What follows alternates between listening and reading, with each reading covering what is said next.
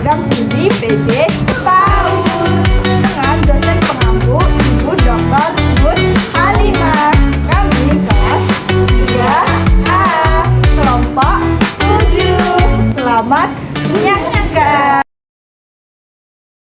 Hari ini kita akan bahas mengenai perbedaan dan hubungan karakter, agama, dan moral. Sebelum itu, ada pepatah yang mengatakan, tak kenal maka tak sayang. Maka perkenalkan, nama saya Laili Aisyah Amalia. Saya Diah Marwanti. Saya Nafita Dwi Ramadhani. Saya Hanifah Sasabila Azara. Saya Merina Insani. Saya Muqaddas Sajad. Let's go! Hari ini akan ada 3 cakupan bahasan yang akan kami bahas. Yang pertama, mengenai perbedaan karakter dan moral. Yang kedua, hubungan agama dan moral. Dan yang ketiga, sumber-sumber moralitas. Baik, pada kesempatan ini saya akan membahas tentang perbedaan antara karakter dan moral, di mana ada 7 aspek yang menjadi pembeda di antara keduanya. Untuk lebih jelasnya akan saya jelaskan di slide berikutnya. Oke, perbedaan karakter dan moral. Yang pertama ada sumber. Moral bersumber dari budaya, agama, dan nilai sosial, sehingga sifatnya eksternal dan berlaku secara kolektif.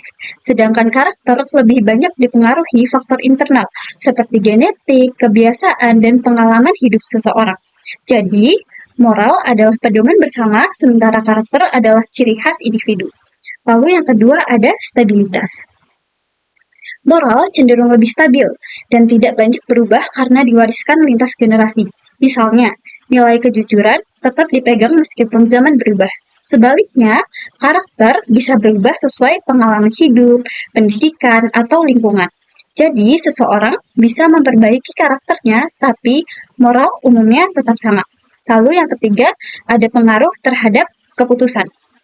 Dalam pengambilan keputusan, moral berfungsi sebagai pedoman etis tentang benar dan juga salah.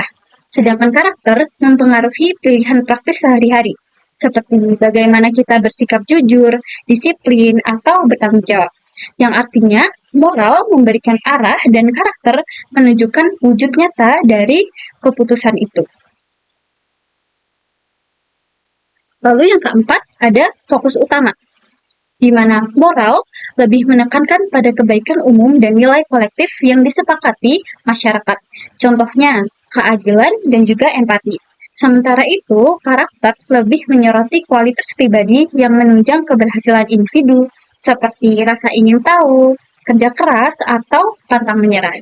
Jadi, moral itu bersifat universal, sedangkan karakter sifatnya lebih personal.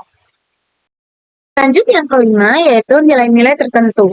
Jadi, moral umumnya memuat nilai universal seperti jujur, adil, dan empati. Karakter berhubungan dengan sifat-sifat praktis seperti disiplin, tanggung jawab, atau kerjasama. Dengan kata lain, moral memberi kerangka nilai dan karakter menunjukkan bagaimana nilai itu dihidupi dalam sikap nyata. Lanjut, yang keenam, yaitu penilaian. Moral itu biasanya diukur dari kepatuhan terhadap aturan atau norma. Misalnya, apakah seseorang taat aturan agama dan kesopanan. Sedangkan karakter lebih dinilai dari konsisten perilaku dan integritas diri dalam kehidupan sehari-hari. Jadi, moral lebih normatif, sementara karakter itu lebih praktis dan terlihat. Lanjut, yang ketujuh yaitu implikasi terhadap tindakan. Jadi, moral itu berfungsi sebagai kompas nilai yang mengarahkan kita agar tindakan sesuai standar benar dan salahnya. Sementara karakter tampak dalam sikap nyata sehari-hari, seperti kedisiplinan, kesopanan, dan empati. Dengan kata lain, moral adalah dasar nilai, karakter adalah praktiknya. Dari semua aspek, biasanya disimpulkan bahwa moral adalah fondasi normatif yang stabil, sedangkan karakter adalah manifestasi nyata yang berkembang dalam diri seseorang. Keduanya itu saling melengkapi, moral memberi arah, kemudian karakter itu mewujudkan dalam kehidupan nyata. Selanjutnya, saya akan membahas mengenai hubungan agama dan moral yang terdapat 4 cakupan bahasan di dalamnya, yang akan saya jelaskan di slide berikutnya. Yang pertama yaitu agama menjadi sumber nilai moral. Yang pertama, agama memberikan pedoman tentang apa yang benar dan salah, baik dan buruk. Yang kedua, nilai moral yang ada di masyarakat umumnya berakar dari ajaran agama. Dua, moral adalah perwujudan ajaran agama. Ajaran agama tidak hanya dipahami secara teori, tetapi harus diwujudkan dalam sikap dan perilaku sehari-hari. Misalnya, kejujuran, rasa tanggung jawab, tolong-menolong, dan menghormati orang lain. Yang ketiga yaitu saling melengkapi. Agama tanpa moral, ajarannya hanya sebatas aturan, tidak tampak dalam kehidupan nyata. Moral tanpa agama mudah berubah-ubah sesuai budaya dan situasi. Jika keduanya bersatu, maka lahir pribadi yang beriman sekaligus bermoral, serta masyarakat yang lebih adil dan harmonis. Empat, yaitu implikasi agama dan moral. Untuk individu, membentuk pribadi beriman, bermoral, dan berintegritas. Untuk masyarakat, menciptakan budaya adil, harmonis, serta mencegah konflik sosial. Oke, yang selanjutnya adalah sumber-sumber moralitas. Moralitas berasal dari 4 sumber. Yang pertama dari Al-Quran, yang kedua dari hadis, dan yang ketiga dari pemikiran para ulama, dan yang keempat dari Pancasila. Nah, sebenarnya moral itu apa? Bahwa moral itu kan kita sudah tahu bahwa moral adalah pedoman kita buat menentukan mana yang baik dan mana yang buruk dalam kehidupan sehari-hari. Bisa dibilang sih semacam kompas etis buat kita. Nah, menurut Munir, dalam Islam moralitas itu bersumber dari Al-Quran dan juga hadis. Nah, ada juga menurut para ulama dan juga menurut Pancasila. Kalau konteksnya di Indonesia, itu juga menurut Pancasila. Jadi, moralitas ini penting karena dia yang menuntun kita buat ambil keputusan dan bertindak sesuai nilai kebaikan. Nah, sumber yang pertama berasal dari Al-Quran. Al-Quran ini merupakan pedoman utama bagi umat Islam untuk membedakan mana yang baik dan mana yang buruk. Di dalam Al-Quran, kita diajarkan nilai-nilai universal seperti jujur, adil, kasih sayang. Nah, jadi nggak cuma soal ibadah aja, tapi soal bagaimana kita bersikap dengan orang lain. Al-Quran juga memberi arah jelas bagaimana tujuan hidup kita, yaitu dengan beribadah kepada Allah Subhanahu wa Ta'ala. Seperti dalam Quran Surat Az-Zariyat ayat 56 yang artinya moralitas itu berakar pada tauhid, bukan sekedar aturan sosial saja. Selain itu, normatif atau ngatur aturan apa yang boleh dan apa yang enggak. Yang kedua adalah operatif. Jadi dasar buat amal perbuatan sehari-hari. Makanya Al-Quran bukan cuma buat dibaca, tapi juga perlu dipraktikkan lewat pembiasaan dan keteladanan. Di pendidikan, ini bisa kita lihat dari bagaimana guru dan orang tua menanamkan nilai Qurani dalam kehidupan anak usia dini. Nah, lanjut ke sumber yang kedua, yaitu bersumber dari hadis. Nah, kalau Al-Quran itu sifatnya umum dan normatif, hadis justru lebih ke contoh konkret. Di sini Nabi Muhammad SAW jadi teladan yang utama. Ada hadis yang bilang, sesungguhnya aku diutus untuk menyempurnakan akhlak manusia. Hadis riwayat Ahmad. Dari sini jelas banget kan, kalau inti dari ajaran Nabi itu membentuk akhlak yang mulia. Jadi misalnya, kalau Al-Quran nyuruh kita buat jujur dan adil, hadis mengasih contoh gimana sih caranya jujur dan adil itu dipraktekkan dalam kehidupan nyata. Makanya moralitas jadi lebih gampang dipahami karena ada teladan langsung dari Nabi. Di dunia pendidikan, hadis ini penting banget loh teman-teman, karena anak-anak atau peserta didik nggak cukup cuma tahu teorinya aja, tapi juga butuh contoh nyata yang bisa ditiru. Jadi moralitas nggak berhenti di kata-kata, tapi benar-benar hidup dalam perilaku sehari-hari. Ya, selanjutnya di sini saya akan menjelaskan tentang pemikiran para ulama atau inti pemikiran para ulama. Yang pertama itu ada menafsirkan Al-Quran dan hadis agar relevan dengan konteks sosial. Menurut Munir, tahun 2024, ulama itu berusaha menafsirkan Al-Quran dan hadis agar relevan dengan konteks sosial saat ini. Maka dari itu, kita harus memastikan bahwa ajaran Islam tidak kaku, melainkan dinamis dan kontekstual. Yang kedua, ada menjelaskan prinsip akhlak, jujur, amanah, sabar, adil, diterapkan dalam kehidupan sehari-hari. Para ulama menjelaskan prinsip akhlak seperti jujur, amanah, sabar, dan adil, dan bagaimana menerapkannya dalam kehidupan sehari-hari. Ini mengubah konsep moral sebagai menjadi tindakan nyata. Yang ketiga, ulama menghubung ajaran normatif dengan praktik sosial umat.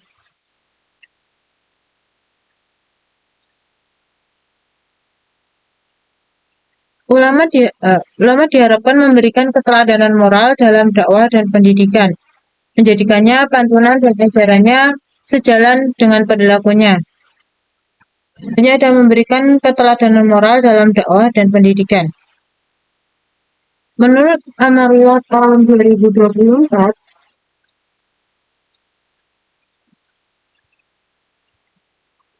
ulama diharapkan memberikan keteladanan moral dan dakwah dalam pendidikan. Pendekatan yang ditekankan adalah hikmah dan kasih sayang, sambil tetap menekankan niat ikhlas, konsistensi, dan amar ma'ruf nahi munkar, yaitu mengajak kebaikan dan mencegah kemungkaran. Biasanya ada menekankan niat ikhlas, konsisten, amar ma'ruf nahi munkar. Sama saja dengan yang saya jelaskan tadi, yaitu memberikan keteladanan moral dalam dakwah dan pendidikan. Misalnya ada mengajarkan akhlak dengan pendekatan hikmah dan kasih sayang. Secara keseluruhan, pemikiran ulama berfungsi sebagai pedoman praktis untuk membentuk moralitas individu dan masyarakat.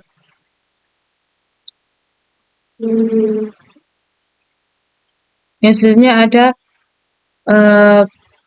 Pancasila. Dasar etika sosial dan moralitas bangsa.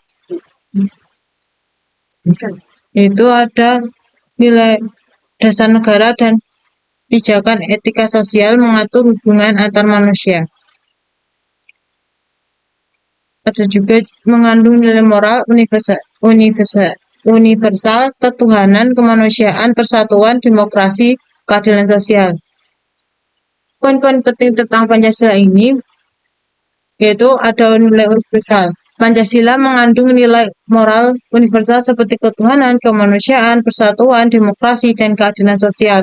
Nilai-nilai ini melampaui sekat suku dan agama. Dan juga ada integrasi norma. Pancasila selaras dengan prinsip moral agama, khususnya Islam. Ini menciptakan integrasi antara norma religius dan kebangsaan di mana nilai-nilai agama diperkuat oleh etika kebangsaan. Maksudnya dengan tidak hanya untuk kenegaraan, tetapi juga membentukkan karakter bangsa. Menjadi landasan moral pendidikan nasional, membentuk manusia Indonesia seutuhnya. Poin Pancasila selanjutnya ada mengarahkan warga negara menjunjung kejujuran, keadilan, dan tanggung jawab. Jadi, selanjutnya di sini saya akan menjelaskan tentang poin-poin penting Pancasila.